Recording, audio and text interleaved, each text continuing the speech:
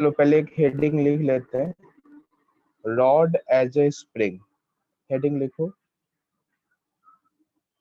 Rod as a spring.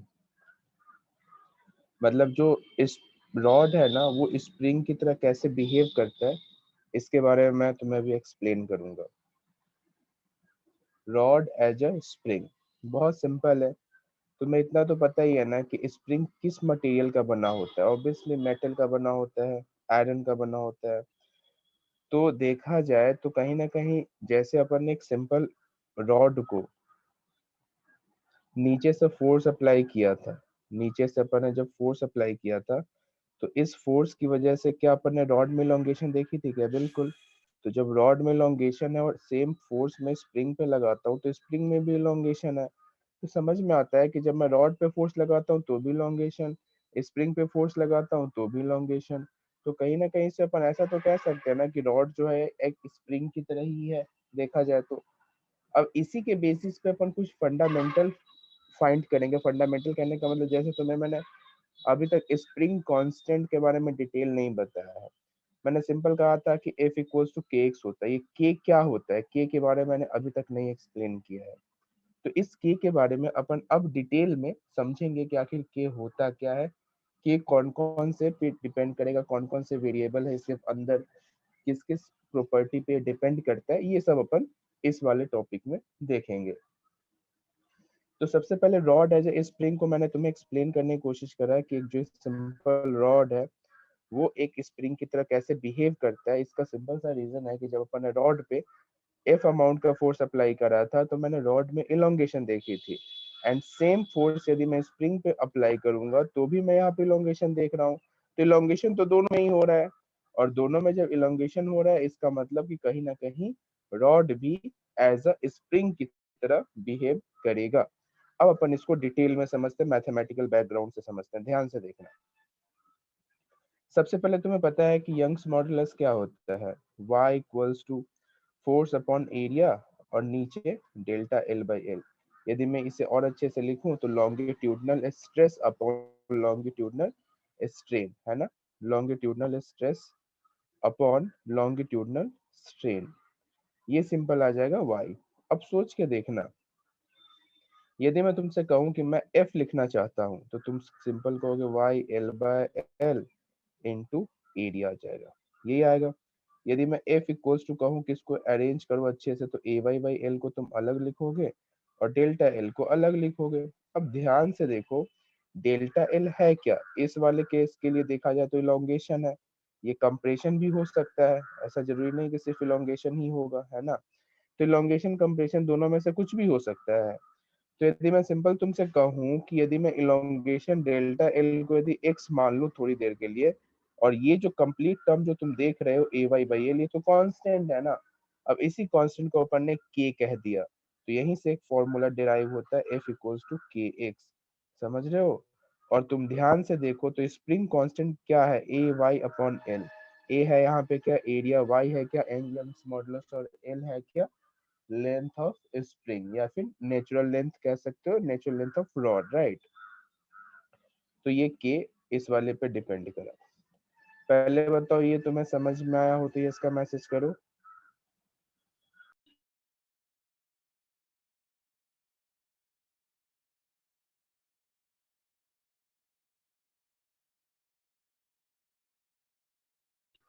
चलो note कर लो अभी से।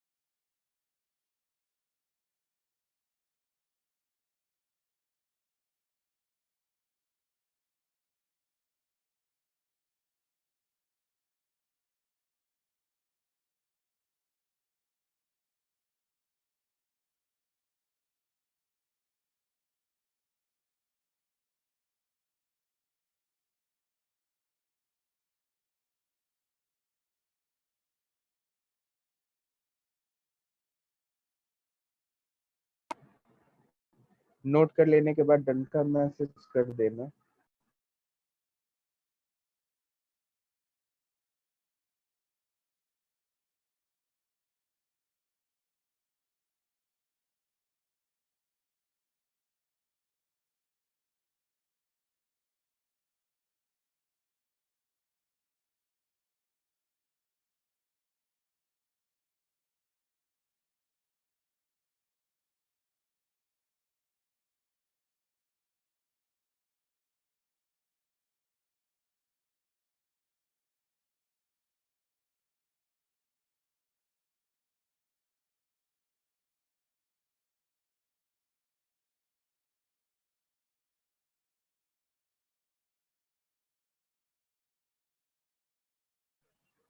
देखो अब इसके आगे अपन देखते हैं। तो इतना जब तुम्हें समझ में आ गया कि रॉड एक स्प्रिंग की तरह बिहेव करता है, इसका मतलब कि जो तुमने स्प्रिंग के लिए जितना कुछ कॉन्सेप्ट पढ़ा है ना, वो सब यहाँ पे वैलिड होगा।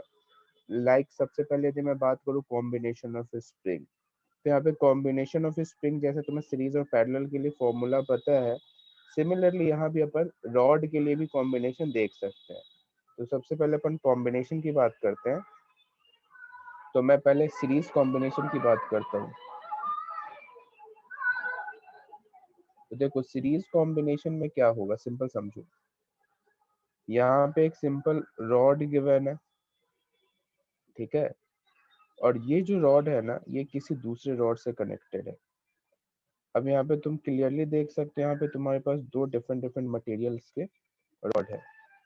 इसके लिए area cross section A1, Young's modulus Y1 और लेंथ है कितना L1 सपोज करो। इसके लिए एरिया क्रॉस सेक्शन है A2, यंग्स मॉडुलस है Y और लेंथ है L2। तो इस तरीके से अपने को दो डायमेंशंस गिवन है A, Y और L। अब मुझे कॉम्बिनेशन ऑफ स्प्रिंग सॉल्व करना है। कैसे सॉल्व करेंगे ध्यान से देखना। तो यदि मैं इसे सिंपल एक रॉड से रिप्लेस करना चाहूँ, तो एक ऐसा रॉड मैं रिप्लेस कर सकता हूँ इस तरीके से। ये कुछ वैसा ही पैटर्न बन रहा है जैसे स्प्रिंग अपने पास दो डिफरेंट डिफरेंट स्प्रिंग्स हुआ करते थे। अब अपन ने इन दोनों स्प्रिंग को कंबाइन करके एक कर दिया। तो तुम्हें पता है कि इसका यदि K1 है और इसका यदि K2 है, तो इसका जो K इक्विवेलेंट होगा वो कितना होगा, K1 K2 divide by K1 plus K2, ठीक है। और यदि मैं दो से ज्यादा के लिए यदि फॉर्मूला लिखना चाहूँ, तो मैं क्या लिखूंगा, 1 upon K equivalent equals to 1 upon K1, 1 upon K2, 1 upon K3 plus dot dot dot. पता है तुम्हें। तो सेम इसी वाले फॉर्मूले को अपन यूज करके इसका अपन की सॉल्व करना चाहेंगे कि इस रॉड का कांस्टेंट कितना है। अब जैसे मुझे कांस्टेंट पता लग जाएगा, फिर मैं इलोंगेशन सॉल्व कर लूंगा। कैसे, मुझे यहाँ पे फोर्स F पता है, और F को मैं यदि K से डिवाइड करूंगा तो मुझे क्या मिल जाएगा, इलोंगेशन, राइट। तो यदि मैं यहाँ पे सिंपल K1 लिखना चाहूँ तो मैं क्या लिखूंगा बताओ, A1 Y1 अपॉन L1, ये तो लिखोगे, A1 Y1 अपॉन L1। हाँ, यदि मैं K2 लिखना चाहूँ तो A2 Y2 अपॉन L2। इस तरीके से K1 K2 लिखोगे और फॉर्मूला में पुट करके फिर K इक्विवेलेंट निकाल लोगे। तो यहाँ से आएगा K1 K2 divide by K1 plus K2। तो मैं इसे ज्यादा डिटेल में नहीं सॉल्व कर रहा हूँ, बस तुम्हें कॉन्सेप्ट सिखा रहा हूँ। समझ में आया हो यस का मैसेज करना।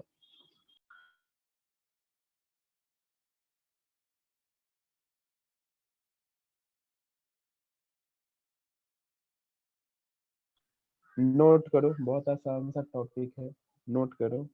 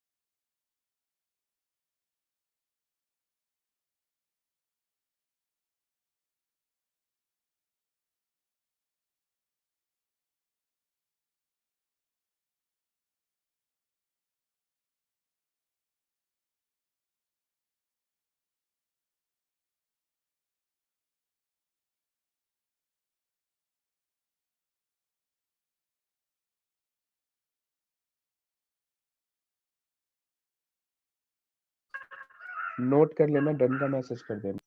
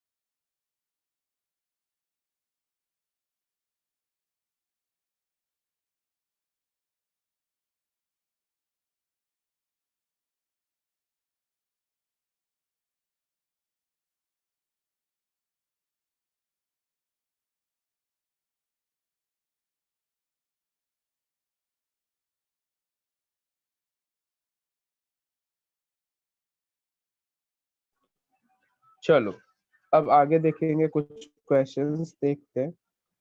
तुमसे पूछा गया, मैं 3 क्वेश्चन दे रहा हूँ, तीनों क्वेश्चन में सेम ही है क्या? तो फाइंड नेट इलोंगेशन।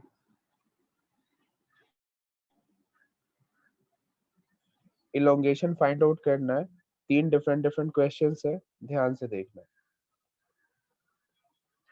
एक सिंपल रॉड इस तरीके का गिवन है, ऐसा, ठीक है। इसके बॉटम पे अपन ने कोई एफ फोर्स अप्लाई कर दिया। एरिया 2a, लेंथ l, और यंग्स मॉडुलस है y। Area a, length 2l, और यंग्स मॉडुलस y। तो पहले का आंसर बताना है तुम्हें। दूसरा क्वेश्चन,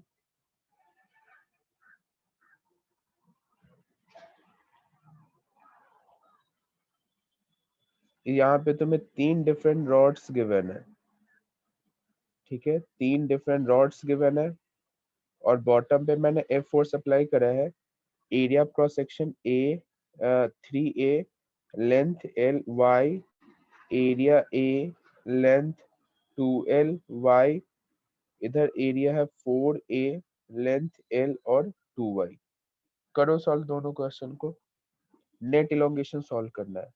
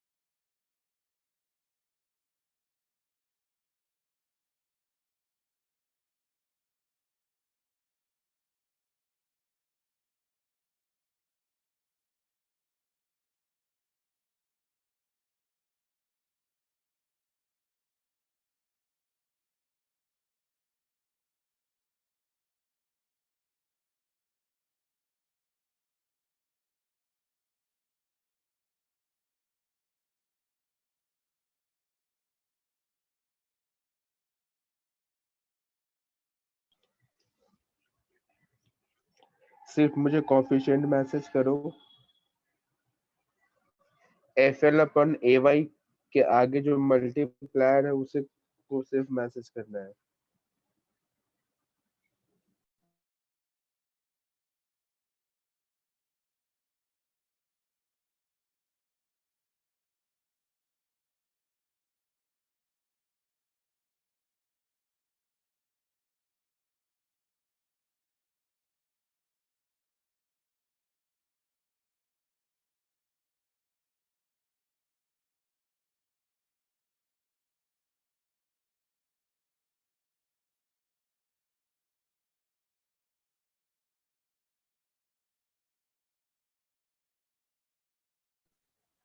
डिफरेंट डिफरेंट आंसर्स बता रहे हो सभी, खैर छोड़ो। देखो इधर, के बराबर ए वाई बाई एल होता है, तो यहाँ पे क्या आ जाएगा, 2y।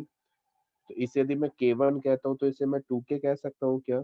एंड इसे यदि मैं k2 कहता हूँ तो यहाँ पे आएगा ए वाई अपॉन 2l, इसी को अपन क्या कह सकते हैं, k/2।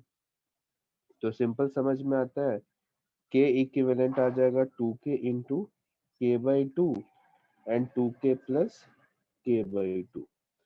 तो इधर से आएगा 2k स्क्वायर और ये नीचे आएगा 5k, इससे ये कैंसिल आएगा और 2k/5, ठीक है। एंड अपने को पता है f बराबर k इक्विवेलेंट इंटू एक्स, तो x बराबर f अपॉन k इक्विवेलेंट, और k इक्विवेलेंट कितना है, 2k/5, तो यहाँ से आ जाएगा 5/2। f और k की जगह ay/l रख दो, तो ये आंसर। पहले का आंसर देखो, जल्दी से समझ में आया हो यस का मैसेज करो। फर्स्ट क्वेश्चन समझ में आया हो यस का मैसेज करो। कुछ भी नहीं है, ये सब कुछ तुम पहले पढ़ चुके हो। क्या मुझे दूसरे क्वेश्चन को भी सॉल्व करना होगा या फिर मैं आगे बढ़ूं? क्या मुझे सेकंड क्वेश्चन को सॉल्व करना होगा या फिर मैं आगे बढ़ूं?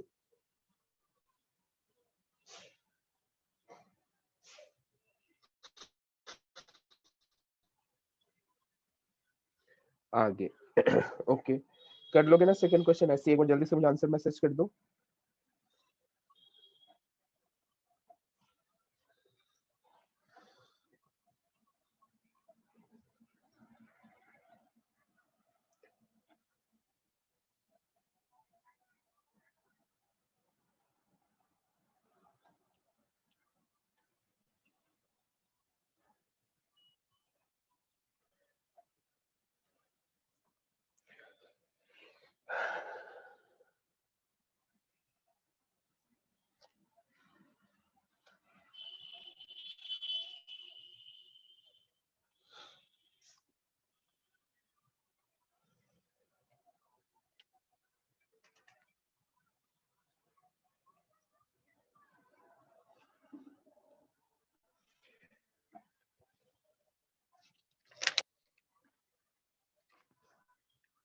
फिफ्टी नाइन बाई 24, ठीक है। चलो इसके आगे अब देखेंगे parallel combination.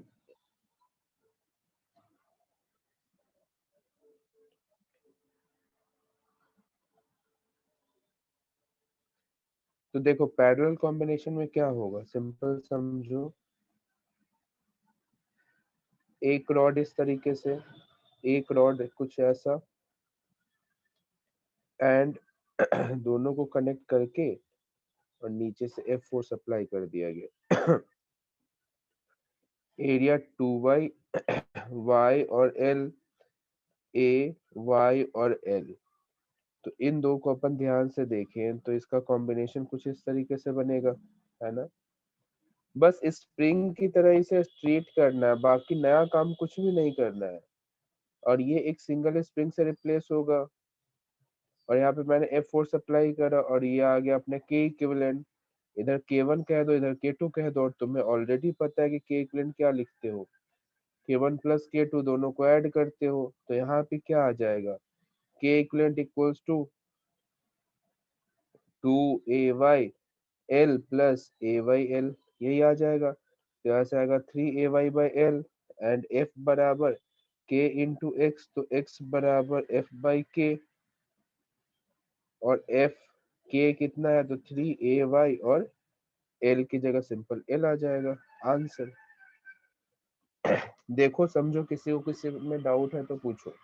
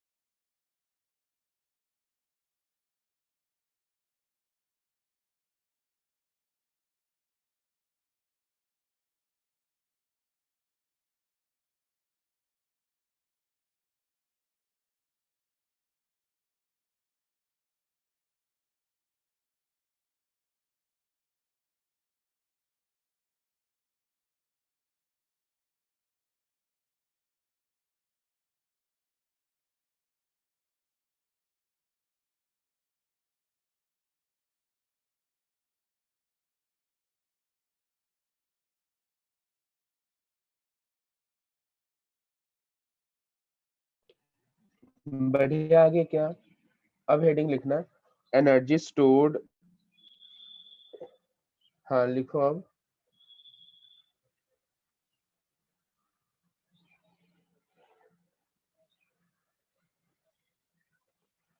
Energy stored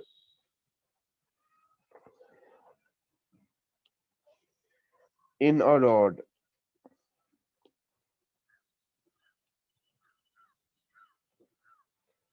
energy stored in a rod. अब अपन रॉड के अंदर एनर्जी कितनी स्टोर्ड है वो अपन समझेंगे, ध्यान से देखना। बहुत आसान है। जैसे ही तुम्हें ये पता लगा कि रॉड एक स्प्रिंग की तरह बिहेव करता है, फिर तो ये कॉन्सेप्ट वहीं पे खत्म हो जा रहा है। अब सिंपल ये रॉड समझो, इस पे मैंने कोई एक एफ फोर्स अप्लाई करा, इसी को अपन देखें तो सिंपल कैसा हो जाएगा, ये स्प्रिंग और नीचे एक फोर्स, ठीक है। और तुम्हें पता है कि स्प्रिंग में पोटेंशियल एनर्जी कितनी होती है, ऑब्वियसली स्प्रिंग में एक ही एनर्जी स्टोर्ड होती है और in form of potential energy. तो अपन यहाँ पे डायरेक्ट अपन एनर्जी की बात करें तो तुम क्या लिखोगे, हाफ के एक्स स्क्वायर।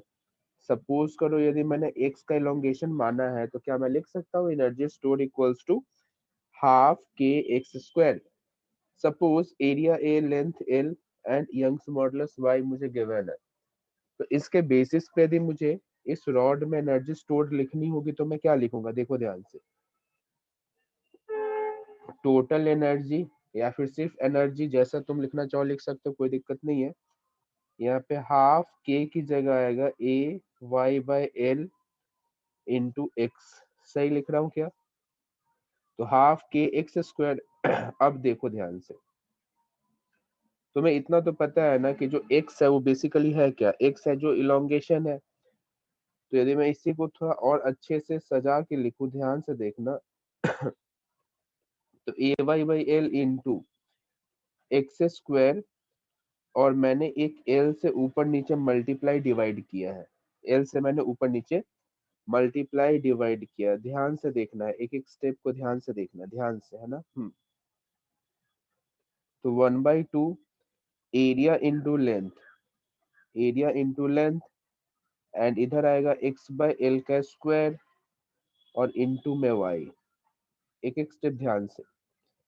तो एरिया इंटू लेंथ को क्या मैं वॉल्यूम लिख सकता हूँ, यंग्स मॉडुलस तो वाई रहेगा। और एक्स बाय एल को क्या मैं स्ट्रेन लिख सकता हूँ।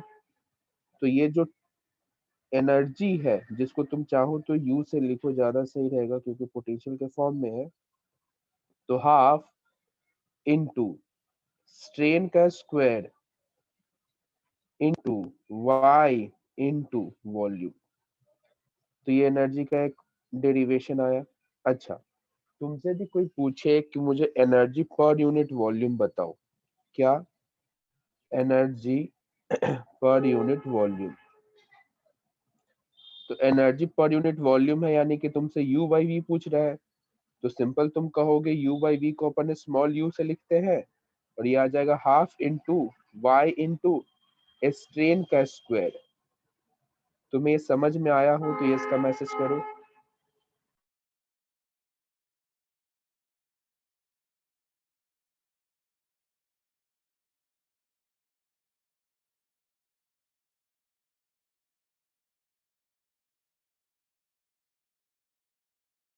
करना, नोट कर लो एक बार जल्दी से।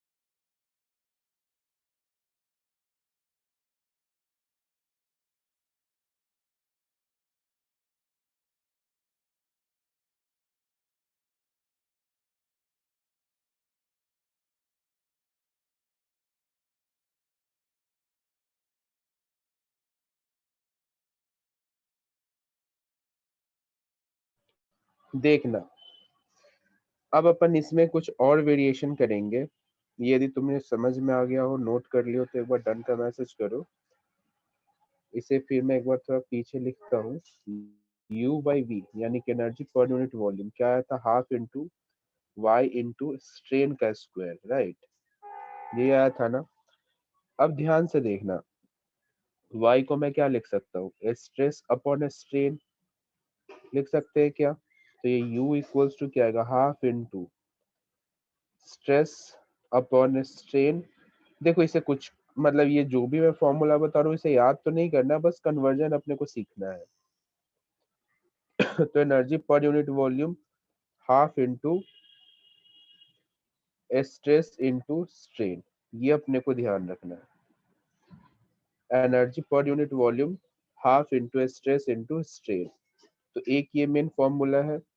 और ये एनर्जी डेंसिटी है, इसको तुम चाहो तो लिख सकते हो एनर्जी डेंसिटी। अब यदि तुम्हें एनर्जी प्रॉपर लिखना है यू, तो तुम क्या लिखोगे, half into stress into strain into volume.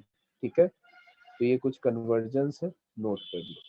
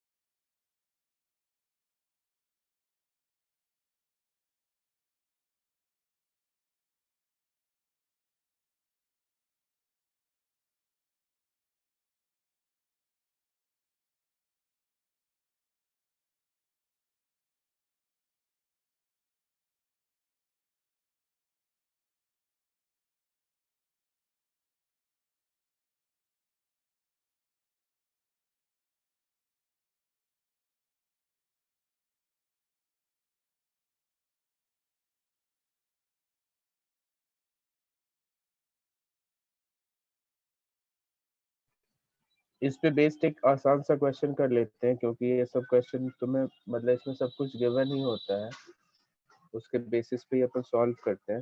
तो इस पे क्वेश्चन प्रैक्टिस कर लेते हैं।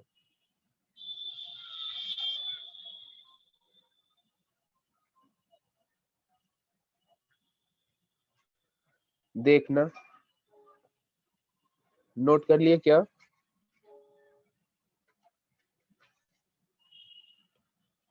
ओके ठीक है, एक क्वेश्चन है, इसमें मैं डेटा डायरेक्ट दे देता हूँ।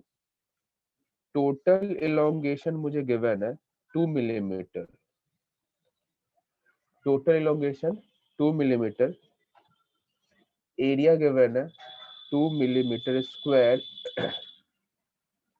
यंग्स मॉडुलस है 2 × 10⁻11 न्यूटन मीटर स्क्वायर और लेंथ है 4 मीटर। ये डेटा है किसी क्वेश्चन का, तुमसे एनर्जी डेंसिटी और इलास्टिक पोटेंशियल एनर्जी पूछ लिया गया है। Find energy density and you है एनर्जी डेंसिटी और ये कैपिटल यू है इलास्टिक पोटेंशियल एनर्जी भी तुम इसे कह सकते हो, राइट। करो सॉल्व, बताओ एग्जैक्ट डेटा, इसमें कैलकुलेशन मिस्टेक मत करना।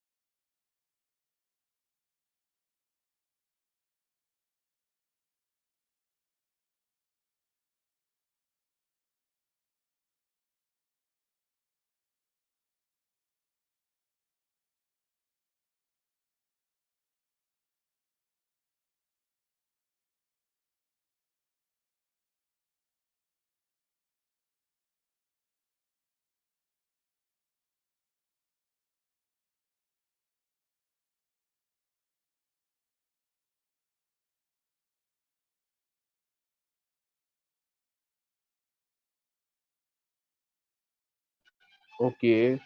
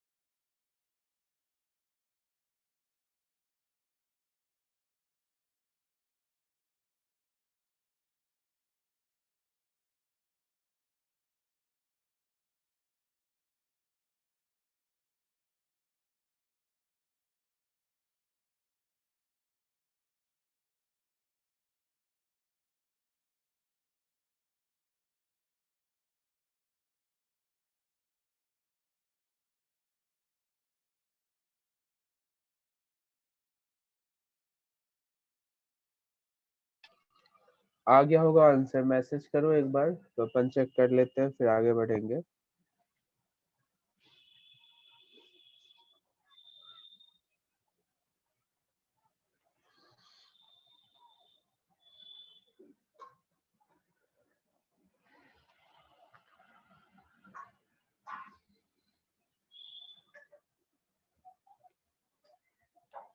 एनर्जी डेंसिटी, एनर्जी मुझे बताया गया 0.2 जूल, क्या यही आ रहा है? तो ये इसका मैसेज करो।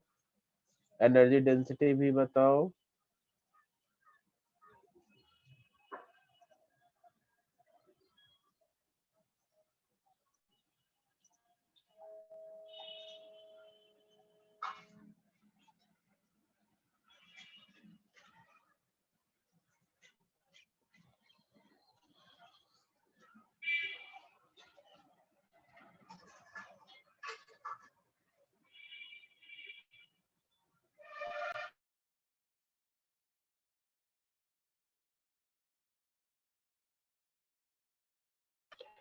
चलो बढ़िया। आंसर मुझे बताया गया यू है 0.2 जूल और स्मॉल यू बताया गया है 0.25।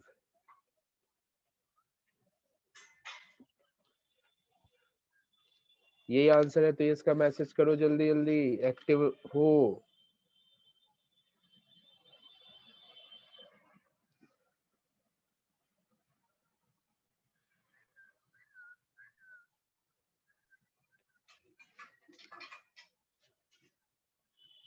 नींद से जागो। चलो आगे देखेंगे फिर अब। ठीक है, तो अभी तक तुम यंग्स मॉडुलस पढ़ रहे थे, अब अपन पढ़ेंगे। तुम्हें याद होगा तो मैं तुम्हें मॉडुलस ऑफ इलास्टिसिटी 3 टाइप्स के बताया था, कौन कौन सा?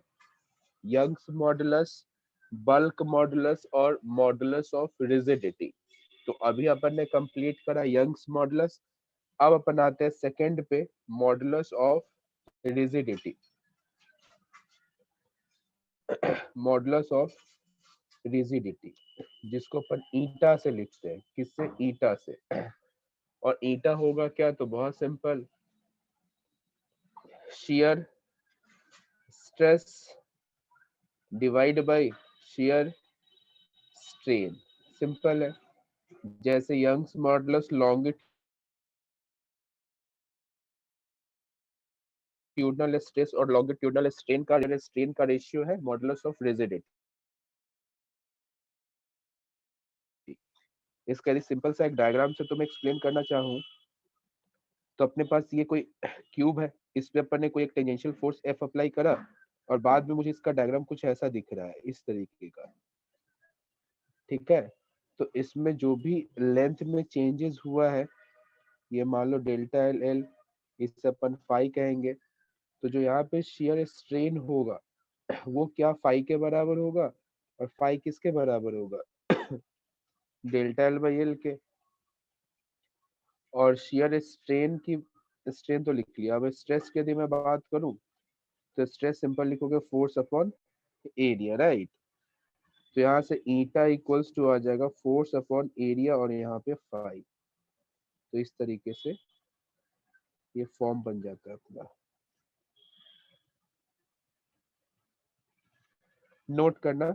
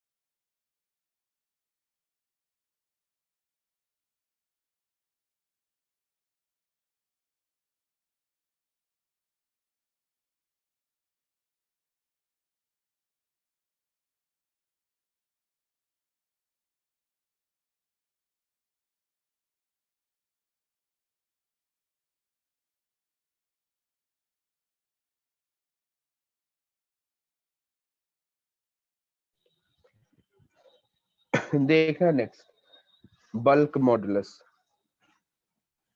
थर्ड है bulk modulus.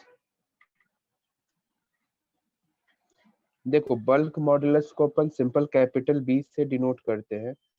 And bulk modulus होगा क्या, तो वॉल्यूमेट्रिक स्ट्रेस अपन वॉल्यूमेट्रिक स्ट्रेन, राइट।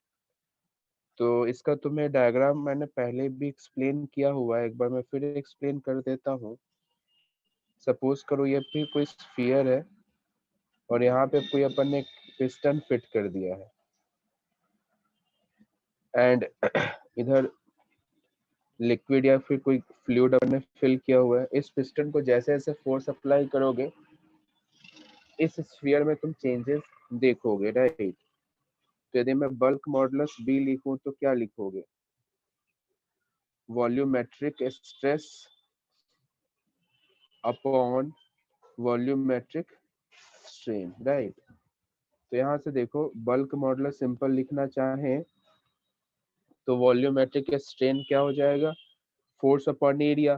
तो फोर्स अपॉन एरिया को अपन क्या लिखते हैं, प्रेशर, है ना। तो यहाँ पे बेसिकली डेल्टा पी आएगा। क्यों आएगा डेल्टा पी, समझाता हूँ। सपोज करो पहले से इस पे प्रेशर पी नॉट था, तुमने कोई पिस्टन पे फोर्स एफ अप्लाई करा, एरिया क्रॉस सेक्शन ए है, तो अब इस पॉइंट पे प्रेशर हो जाएगा P naught plus F upon A. तो इसमें चेंज कितने का हुआ, चेंज तो एफ अपॉन ए का ही हुआ ना, पी नॉट तो पहले से ही था, समझ रहे हो। इसलिए मुझे यहाँ पे डेल्टा पी लिखना पड़ रहा है।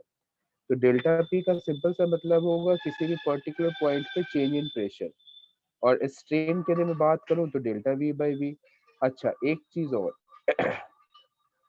डेल्टा पी और डेल्टा वी बाई वी, यहाँ पे एक नेगेटिव साइन लगाना होगा। बता सकते हो क्यों लगाना होगा नेगेटिव साइन, क्योंकि तुम क्लियरली देखो यहाँ पे जो वॉल्यूम है वो डिक्रीज होगा, राइट। जब वॉल्यूम डिक्रीज होगा तो डेल्टा वी नेगेटिव होगा, और उस नेगेटिव को कंपनसेट करने के लिए यहाँ पे अपन ने एक ऑलरेडी माइनस साइन लगाया हुआ है। अच्छा इसी को यदि मैं स्मॉल चेंज के लिए देखूं तो डेल्टा को अपन डीपी से रिप्लेस कर सकते हैं और डीवी को डेल्टा वी को डीवी से। तो ये अपना डिफरेंशियल फॉर्म में बल्क मॉडुलस आ जाता है। एक बार देखो समझो, किसी को डाउट है पूछो, समझ में आ गया हो यस का मैसेज करो। सेकेंड स्टेप, सेकेंड स्टेप बहुत सिंपल है। देखो वॉल्यूमेट्रिक स्ट्रेस यदि तुम्हें पता हो तो फोर्स अपॉन एरिया होता है, और फोर्स अपॉन एरिया यदि अपन फ्लूइड में बात करते हैं तो इसी वर्ड को अपन प्रेशर कहते हैं। फोर्स अपॉन एरिया को ही क्या कहते हैं, प्रेशर। और देखो पहले यदि सपोज करो किसी पॉइंट पे पी नॉट प्रेशर था, बाद में कितना हो गया P naught plus F upon A. तो एफ अपॉन ए का जो टर्म है वो तो ये है ना, तो यहाँ पे तो मुझे डेल्टा पी करना होगा तभी तो एफ अपॉन ए आएगा। डेल्टा पी करोगे तब एफ अपॉन ए आएगा, इसलिए यहाँ पे डेल्टा पी करना पड़ा।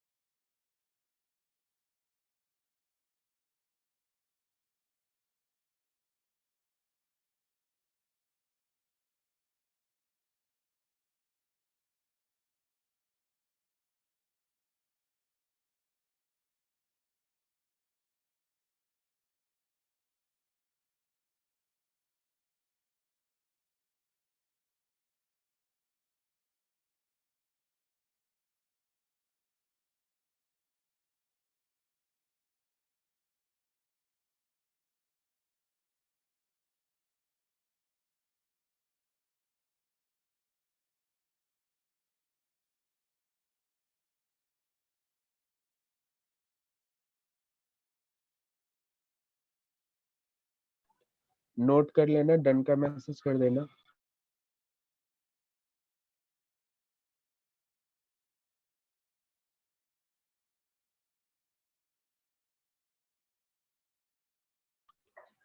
चलो इस पे बेस्ड अपन कुछ केसेस देखेंगे, ध्यान से देखना, बहुत ध्यान से देखना। देखो जो मैं अभी केस कराने वाला हूँ ये हीट में भी आएगा, तो उस टाइम मैं तुम्हें बस याद दिलाऊंगा कि मैंने तुम्हें फ्लूइड में ये बताया हुआ है। तो सबसे पहले लिखो first bulk modulus for isothermal process.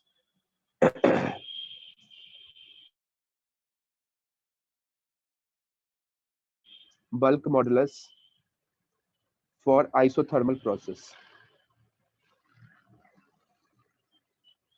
अब आइसोथर्मल प्रोसेस तुम्हें ध्यान है क्या होता है बताओ? वॉल्यूम कांस्टेंट है ना, उसी को अपन आइसोथर्मल प्रोसेस कहेंगे। वॉल्यूम कांस्टेंट या टेम्परेचर कांस्टेंट। देखो पीवी इक्वल्स टू एनआरटी तो तुम्हें ऑलरेडी पता है।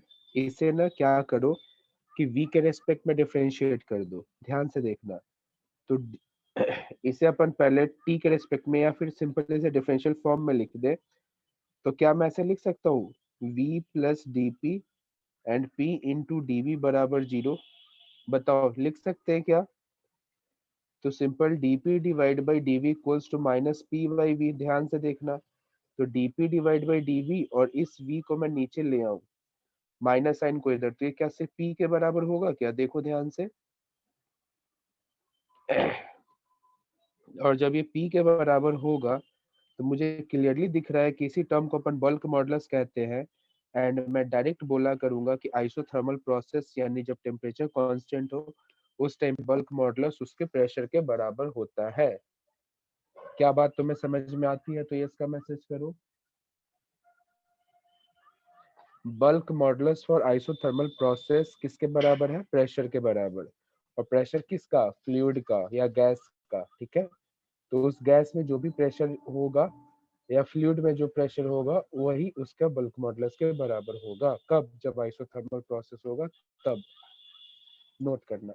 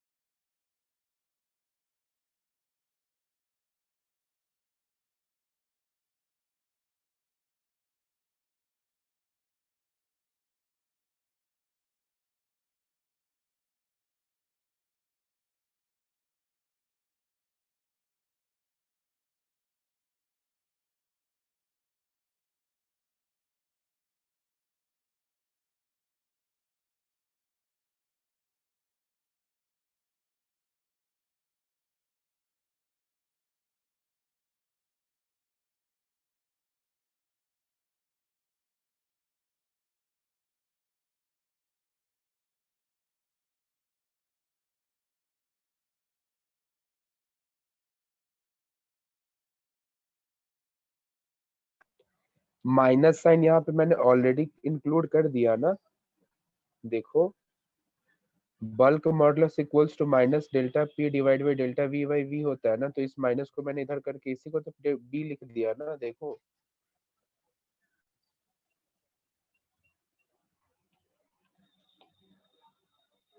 सर ये एक्सटर्नल अप्लाइड प्रेशर है। बिल्कुल, क्योंकि ये चीज हमेशा ध्यान रखो, स्ट्रेस और स्ट्रेन किसकी वजह से होता है? इंटरनल की वजह से तो नहीं होता है ना। तुम जो एक्सटर्नल अप्लाई करोगे उसकी वजह से होगा।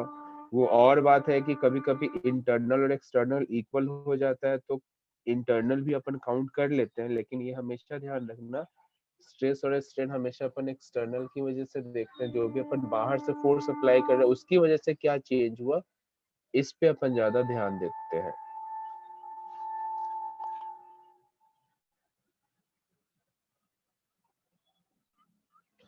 समझ में आया हो? यस का मैसेज करो।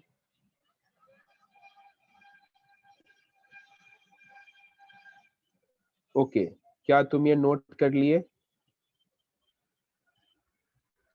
तो एक अब तुम सॉल्व करो bulk modulus for adiabatic process. अब तुम सॉल्व करोगे bulk modulus for adiabatic process.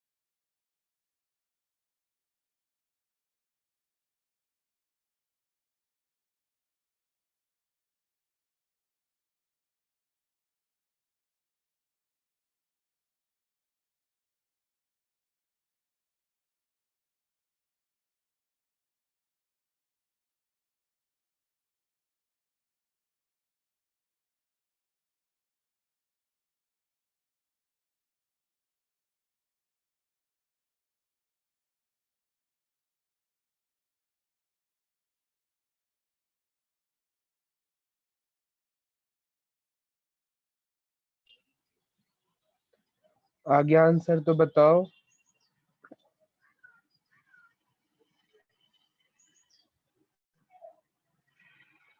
y into P, बहुत बढ़िया, सही आंसर है सभी का।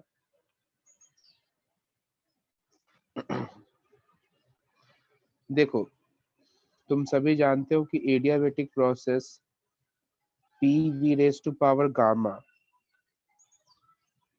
P v raise to power gamma equals to constant, करो डिफरेंशिएट। तो पी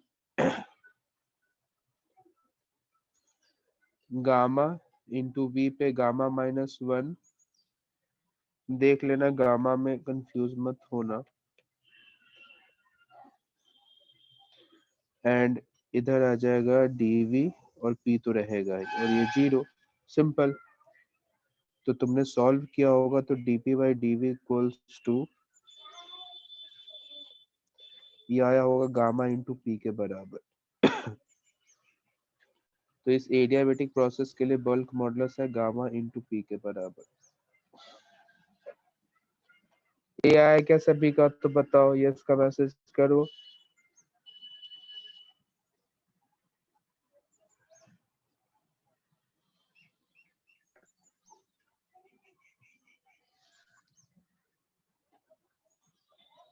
तो देखो, अपना आज ना मॉडुलस ऑफ ये मतलब सॉरी इलास्टिसिटी वाला पोर्शन कंप्लीट हो जा रहा है इस क्वेश्चन के बाद। इसके बाद नेक्स्ट टॉपिक रहेगा अपना फ्लूइड स्टैटिक्स, वो 2 दिन में खत्म होगा। फिर आएगा फ्लूइड डायनामिक्स, वो भी 2 दिन में खत्म होगा। फिर एक एक लेक्चर में सरफेस टेंशन एंड विस्कोसिटी। ठीक है, तो मैं तुम्हें फ्लूइड स्टैटिक्स के बारे में कुछ बेसिक्स बता देता हूँ। इसको अपन प्रॉपर तरीके से कल स्टार्ट करेंगे, ठीक है। तो पहले ये है क्या फ्लूइड मैकेनिक्स, ये समझ लो। मैकेनिक्स और डायनामिक्स को मैं थोड़ा कंबाइन करके बताता हूँ। तो एक बार कंबाइंड हेडिंग लिखो फ्लूइड मैकेनिक्स, एक बार कंबाइंड हेडिंग लिख लो फ्लूइड मैकेनिक्स। हाँ बिल्कुल, ये तुम खुद समझ सकते हो। एक के लिए इनफाइनाइट होगा रे, डेल्टा वी किसी का 0 होगा तो जब नीचे जाएगा डिवीजन में तो इनफाइनाइट होगा ना। हाँ, आइसोकोरिक और आइसोबारिक प्रोसेस में किसी एक का 0, किसी एक का इनफाइनाइट, बाकी रीजन तुम खुद समझ सकते हो। किसी का प्रेशर कांस्टेंट होगा डेल्टा पी 0, वॉल्यूम कांस्टेंट होगा डेल्टा वी 0।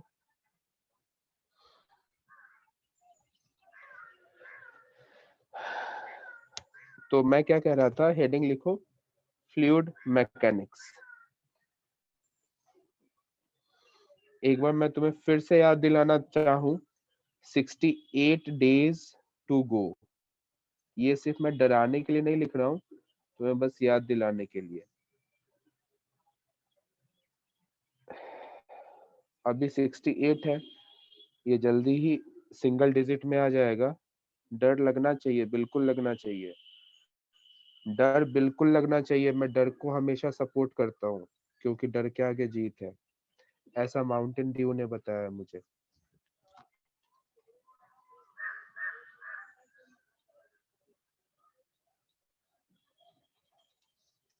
हाँ, क्या 30 days में क्या कह रहे हो, माइक ऑन करके बोलो ना। ज्यादा स्टूडेंट्स नहीं है रे, माइक ऑन करके बोल सकते हो, कोई दिक्कत नहीं है। अब तो बोलो माइक ऑन करके। बहुत शर्माते हो लेकिन। देख भाई, 4 बार है या 10 बार हो, ये हमेशा ध्यान रखना, ये सिर्फ और सिर्फ ना कुछ नहीं, ये अच्छे स्टूडेंट्स के लिए बेनिफिट है। अच्छे स्टूडेंट्स मतलब जो लिटरली में मेहनत करते हैं। और ये भी ध्यान रखो कि ये 4 बार सिर्फ तुम्हें बेनिफिट नहीं करेगा, तुम्हारे जो कॉम्पिटिटर्स है उनको भी बेनिफिट करेगा ना, क्योंकि वो भी अपने आप को सर इम्प्रोवाइज नहीं मतलब। करेगा सर बेनिफिट। वो तो मुझे पता है, वो तो कोई मतलब नहीं है। एक टेस्ट का जो होता है पहले वाले में जितना तुम अच्छा मार्क्स स्कोर करोगे ना, मैंने जो देखा है वही एंड तक रह जाता है। यदि 4 टेस्ट यस है तो 4 टेस्ट कौन कौन से मंथ में लेने का इन्होंने बोला है। सर, फेब मार्च अप्रैल में। अच्छा, तो मई वाला परफॉर्मेंस तुम्हारा सबसे अच्छा होगा। वही सर, लेकिन पता है चार मई वाला महीने लगातार परफॉर्मेंस, सर। 4 महीने लगातार। लेकिन पता है प्रॉब्लम इसमें क्या आ जाती है, प्रॉब्लम ये आ जाती है अपन ना ढीले पड़ जाते हैं यार, सही बताऊँ तो। ढीले इसलिए पड़ वही जाते हैं सर, कि मतलब अब, हाँ वही, मेन ये है कि देखो मुझे ऐसा लगता है कि फेब मार्च, मार्च वाला जो तुम्हारा परफॉर्मेंस होगा ना, वो उन चारों में बेस्ट होगा जहां तक मैं देख पा रहा हूँ। फेब वाले में तो क्या होगा कि चलो कुछ कुछ टॉपिक्स कंप्लीट नहीं हुए होंगे, तो वो टॉपिक तुम कंप्लीट कर दोगे, लेकिन मार्च में तो तुम्हारा सिलेबस खत्म भी हो जाएगा, एंड भी हो जाएगा। तो मार्च का जो परफॉर्मेंस है वो चारों में बेस्ट रहने वाला है। बट यार तुम्हारे लिए गोल्डन अपॉर्चुनिटी है, मतलब जो लिटरली में मेहनत करे हैं ना उनके लिए बहुत गोल्डन अपॉर्चुनिटी है कि चार चार टेस्ट है यार। एक मिस्टेक यदि कहीं मान लो कुछ एरर अपन ने कर लिया, एरर यानी कि कॉन्सेप्चुअल एरर नहीं, कभी कभी एरर सिर्फ अपन जो पढ़ते हैं उसी में नहीं होता, बहुत सारी चीजें होता है। कभी अपन इंस्ट्रक्शन नहीं पढ़ते, जैसे मैं उसका भुक्तभोगी हूँ कि इंस्ट्रक्शन पता नहीं क्या बताऊँ, छोड़ो रोना आ जाएगा, मैं अपना टाइम याद करूंगा तो। फिर इंस्ट्रक्शन की वजह से बहुत सारा नुकसान हो जाता है, तो वही नेक्स्ट टेस्ट में होगा तो डेफिनेटली वो तुम्हें याद रहेगा, तो फिर उसमें तुम इम्प्रूव कर सकते हो। तो ये अच्छी बात है, लेकिन इसमें से बेनिफिट उसी को मिलेगा जो अच्छे पढ़ने वाले हैं। क्योंकि देखो जो अच्छे पढ़ने वाले हैं ना, वो तो 4 मंथ को अच्छे से यूज करेंगे, 4 के 4 टेस्ट ना वो बहुत अच्छे से उसको यूज करेंगे। अब ये तुम पे डिपेंड करता है कि तुम इसे किस तरीके से लेते हो। बट मैं ये बहुत स्ट्रांगली रिकमेंड करूंगा कि तुम अपना माइंडसेट बना लो कि तुम्हारा पेपर मार्च में है, और मार्च को बहुत अच्छा करो, है ना। मार्च वाले टेस्ट को मतलब वो पेपर को बहुत अच्छे से करो। अप्रैल मई को भी करना है डेफिनेटली, बट पता है प्रॉब्लम क्या हो रहा है 4 टेस्ट होने से। जैसे मान लो तुम्हारे 99.5 परसेंटाइल बन भी जाता है ना, तो भी तुम्हारी रैंक 10,000 के बाहर लगेगी। ये नुकसान है यार। यदि एक अकेला टेस्ट होता ना, एक सिंगल टेस्ट मतलब सिंगल पेपर यदि होता, तो 99.5 पे तुम्हारी रैंक लगती 4,000 से 5,000 के बीच में।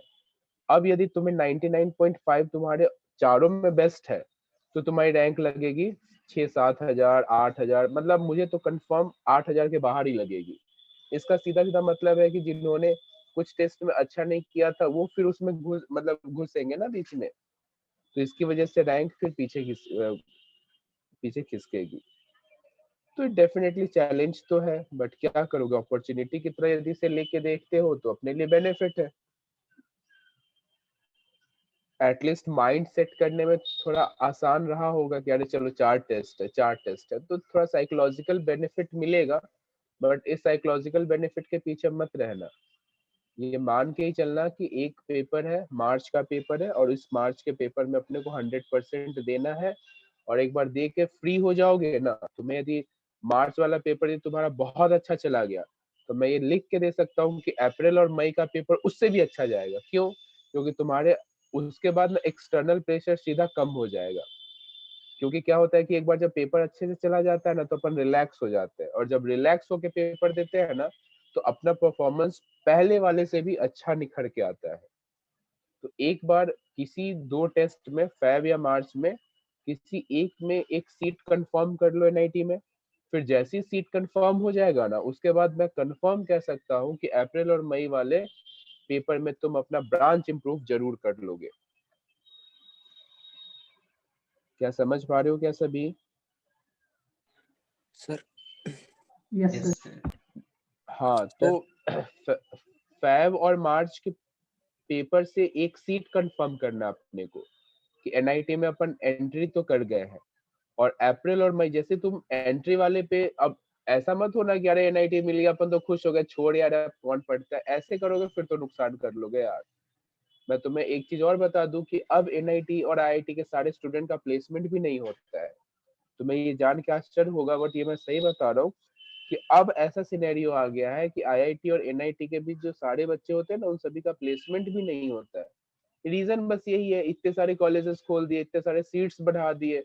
तो सीट्स बढ़ाने का सिंपल सा रीजन है कि जो पीछे के बच्चे आएंगे वो तो मेहनत करते ही नहीं है, वहां पे जाके घूमने फिरने में लग जाते हैं, तो फिर प्लेसमेंट कैसे होगा? सिंपल समझो तुम भी। पहले क्या होता था कि पूरे इंडिया से 7-8 हजार बच्चे सिलेक्ट होते थे, अब हो रहा है क्या कि चलो 30 हजार बच्चे सिलेक्ट हो रहे हैं। तो दोनों के क्वालिटी में डिफरेंस तो आएगा ना। तो ये सब कुछ तुम्हारे हाथ में है, तुम्हारे पे डिपेंड करेगा कि तुम इस अपॉर्चुनिटी को कैसे लेते हो। लेकिन मैं जो इस सिनेरियो को समझ पा रहा हूँ, जैसे पेपर का तो मुझे पहले से ही पता था, कोई भी एजुकेशन मिनिस्टर होता तो यही करता कि फेब एंड या मार्च फर्स्ट वीक तो मुझे लग ही रहा था कि इसी में वो पेपर लेंगे, और लिए भी वो। और ये जो 4 है, इस पैटर्न को तो मैं ऐसे ही समझा सकता हूँ तुम्हें कि फरवरी और मार्च के पेपर में किसी एक में से एक सीट कंफर्म कर लो, और अगले 2 में ब्रांच को इम्प्रूव करो, क्योंकि ब्रांच बहुत इंपॉर्टेंट रोल प्ले करने लग गया आज के सिनेरियो में। और मेनली ब्रांच में यदि किसी को भी कोई डाउट हो तो CSC, ECE, IT, in 3 branch के अलावा तो किसी और ब्रांच पे सोचना भी मत। चाहे तुम्हारा इंटरेस्ट किसी में क्यों ना हो, कोई इंटरेस्ट नहीं होता वहां पे जाके, सब इंटरेस्ट चेंज हो जाता है। जो तुम्हें लगेगा कि यार मेरा मैकेनिक्स अच्छा है तो मुझे मैकेनिकल ले लेना चाहिए, कुछ नहीं होता, ये सब हवाबाजी है। तो ये बिल्कुल ध्यान रखना, ब्रांच बहुत इंपॉर्टेंट है। यदि सीएससी हो गया तो तुम अपने ऊपर ठप्पा लगा लो कि 25 एलपीए से कम पे नहीं आओगे। आईटी मिल गया तो 10 का ठप्पा लगा लो, यदि ठीक ठीक मेहनत किए तो। टर्म्स एंड कंडीशन भी है, तो ये तुम पे डिपेंड करता है कि तुम इस चीज को कैसे देखते हो। सीएससी मतलब समझ लेना कि 25 लाख का चेक है तुम्हारे पास आज से 4 साल बाद। तो एटलीस्ट इसी से मोटिवेट हो, नहीं क्या? मोटिवेशन तो चाहिए ना कैसे न कैसे। जैसे कभी कभी अपन मॉल क्यों चले जाते हैं बताओ? मॉल क्यों जाते हैं अपन कभी कभी जब खाली रहते हैं? तो माहौल देखने। तो वो कुछ मोटिवेशन है, वैसे यहाँ पे एक मोटिवेशन देखो कि नहीं यार 25 lakhs का पैकेज लगेगा, एटलीस्ट कम से कम इतना तो लग ही जाएगा, सीएससी ब्रांच तो मिलनी चाहिए, तो सीएससी के लिए अपन मेहनत करेंगे। सीएससी के लिए ही मेहनत करो, क्योंकि आज से क्या मुझे लगता है कि सीएससी का कभी मार्केट डाउन जाएगा ही नहीं। जो सिनेरियो चल रहा है, जैसा देख रहे हैं ना अपन, उसमें सीएससी तो राजा है, राजा। खैर, तो मैं क्या बताने वाला था, फ्लूइड मैकेनिक्स।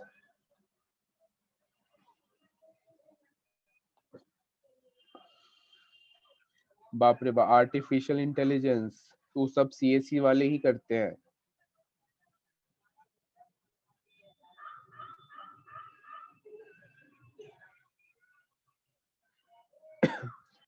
कितने परसेंटाइल चाहिए ये सब मैं बताऊंगा, अभी सब मैं कुछ भी इस पे डिस्कस नहीं करूंगा कि कितने नंबर पे क्या मिलेगा, फिजिक्स में कौन कौन से चैप्टर पे प्रायोरिटी रखनी है, सब कुछ भी नहीं बताऊंगा मैं अभी। ये सब मैं बताऊंगा जनवरी एंड में। अभी चुपचाप, बहुत स्ट्रिक्टली वर्ड में बोल रहा हूँ, चुपचाप अभी पढ़ाई करो, समझे? माइंड में ये मत बढ़ाओ, मतलब अभी से बैठाने लग जाओ कि अरे इस टॉपिक से क्वेश्चन आएगा तो यही पढ़ते, ये गलत हैबिट है। मैं फिर रिपीट कर रहा हूँ, ये गलत हैबिट है, इस हैबिट को मत अडॉप्ट करो। ऐसा ना कि मैंने नहीं बताया तो किसी और सर से पूछ लिए, तो तुम अपना नुकसान करोगे, ये मैं क्लियरली बता रहा हूँ, तुम अपना नुकसान करोगे। जितना ब्रॉड अपने आप को रखोगे ना, उतना तुम्हें बेनिफिट मिलेगा। जरूरी नहीं है कि यदि मैंने ऑप्टिक्स पढ़ा है तो सिर्फ ऑप्टिक्स के क्वेश्चन सॉल्व कर पाऊंगा, उस ऑप्टिक्स को पढ़ के हो सकता है कि मैं मॉडर्न फिजिक्स के क्वेश्चन सॉल्व कर पाऊं। तो एक बार मैं फिर कह रहा हूँ कि अभी जो ये जो मतलब कि सर कौन कौन सा चैप्टर पढ़ ले, कौन कौन सा चैप्टर इंपॉर्टेंट है, ये सब पूछने वूछने का काम ना जनवरी एंड में, और मैं खुद आगे से तुम्हें बताऊंगा। और मैं तुमसे रिक्वेस्ट करूंगा कि ऐसा नहीं कि मैंने नहीं बताया तो किसी और से पूछ ले रहे हैं, ये करोगे डेफिनेटली तुम्हारा नुकसान है। एचसीबी लगाना भी नहीं है भैया, एचसीबी स्नेहिल नहीं लगाओ, मत लगाओ। एचसीबी नहीं, सिर्फ जो अपना मॉड्यूल है ना उसको और नोट्स को, उसी को 2-3 बार रिपीट कर लो, उतना ही में अपना काम हो जाता है। मैं बहुत बार यही कहता हूँ कि कोई एक मटेरियल है उसी को अच्छे से फिनिश कर लो, उसी से तुम्हारा काम हो जाएगा। जरूरी नहीं कि एक चीज 10-10 बुक को सॉल्व करेंगे तो ही अपना सिलेक्शन होगा, ऐसा कुछ रिक्वायरमेंट नहीं है। बस एक मटेरियल को अच्छे से रगड़ दो, काम हो जाएगा। ठीक है, तो आज ना मैं यहीं पे एंड करता हूँ, नेक्स्ट क्लास में अपन फ्लूइड मैकेनिक्स स्टार्ट कर लेंगे। और बहुत अच्छे से मेहनत करना है। जब भी पढ़ने बैठो तो ये ऊपर हेडिंग जरूर लिख लेना है कितने दिन बचे हैं। और ऐसा नहीं है कि इसको सिर्फ लिखना है, इसको थोड़ा लिख के डरना है कि हाँ भैया इतना डर रहा है। जैसे एक सिंपल सा एग्जांपल बताता हूँ, मैं तुमसे कहूँ कि तुम कितना दौड़ सकते हो, तुम कहोगे 1 किलोमीटर, और वही तुम्हारे पीछे मैं कोई डॉगी को लगा दूं तो तुम कितना दौड़ोगे? 2-3 किलोमीटर से तो ज्यादा ही दौड़ लोगे। तो ये क्या है ये? पीछे डर है, इस वजह से अपन ने अपना 100% अपना बेस्ट दिया है। तो इस चीज को अपने को समझना है, सब अपने अंदर बहुत कुछ भरा हुआ है, बट अपन उसे निकाल नहीं रहे हैं। और वही जब कभी डर ऐसा लगता है कि नहीं यार अब तो जीने मरने जैसा हो गया है, कुछ ऐसा हो गया है, तो फिर अपना ऑप्टिमम, फिर अपना बेस्ट परफॉर्मेंस अपन दिखाते हैं। तो अपन उसी परफॉर्मेंस की बात कर रहे हैं, और वही परफॉर्मेंस अपने को चाहिए। आई होप कि तुम्हें समझ आया हो। ठीक है, करो मेहनत। नेक्स्ट क्लास में मैं फ्लूइड मैकेनिक्स स्टार्ट करूंगा, जिसमें डायनामिक्स स्टैटिक्स दोनों ही होगा।